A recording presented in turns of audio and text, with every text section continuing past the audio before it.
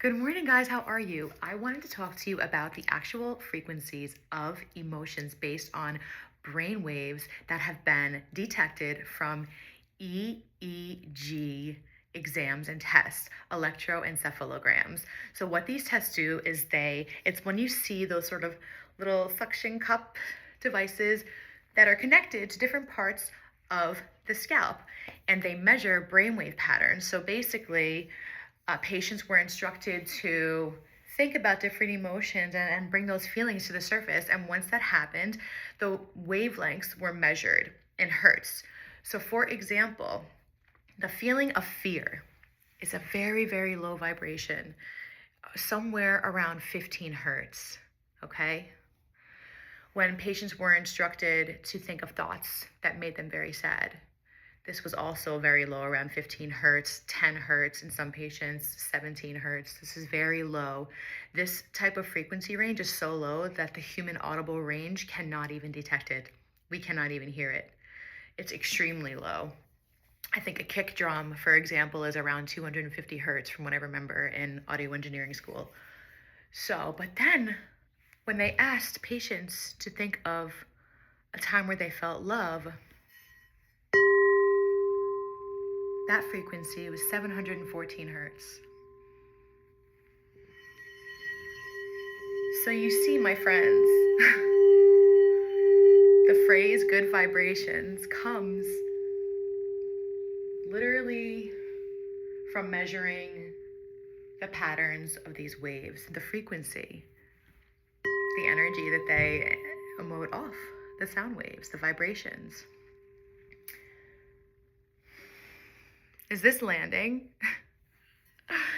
It's really, really exciting. So, playing this bowl, I've had clients tell me that they've felt a lot of love after hearing this particular bowl.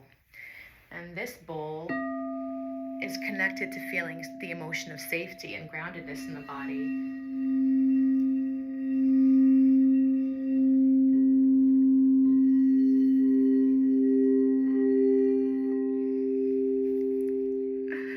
So each bowl that I have is connected to different spaces in the body and different energies and different emotions. I love the physics behind this so much because it gives explanation to why we feel low when we're experiencing low emotions and why we feel high when we're experiencing high emotions. Okay? So I encourage you guys to look this stuff up, do your own research. Google different frequencies of different emotions. Look up the frequency of courage. Look up the frequency of freedom. Look up the frequency of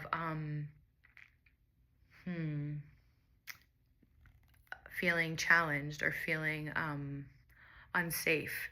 You know, keeping our vibration high is what keeps us going and keeps us active and filled with vitality and positivity.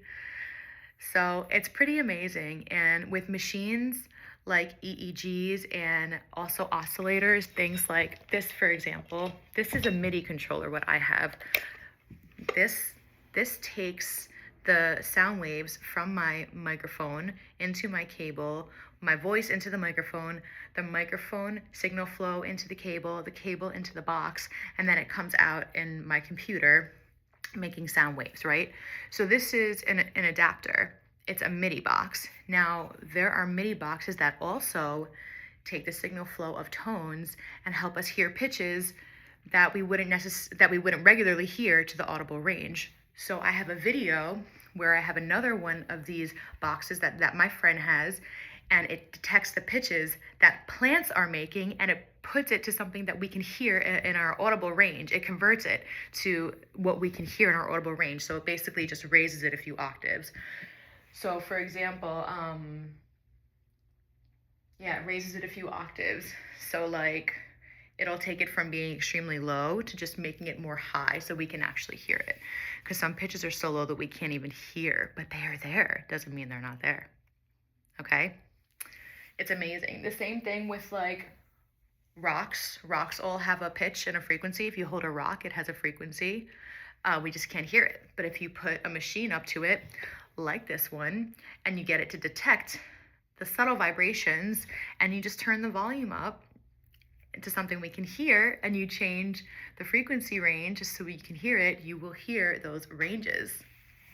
So it's absolutely amazing. And when this test was done, by taking the signal flow from plant leaves and converting that into something we could hear, it was so amazing. I posted a video about it, and they make music. They make symphonies. It's so beautiful. So next time you go in the forest, just know that there's a symphony happening, even though you can't hear it, but you feel it. You feel it. You feel peace when you go on a walk. You feel like your heart rate is starting to calm down and regulate. Your blood pressure drops. Like, you start to just relax. Okay, so this is the Saturday food for thought. I hope you enjoyed this video. I hope it brings some thought-provoking insight and helps you want to experiment more with sound and frequency and being cognizant, present with your emotions, knowing that they literally are high or low.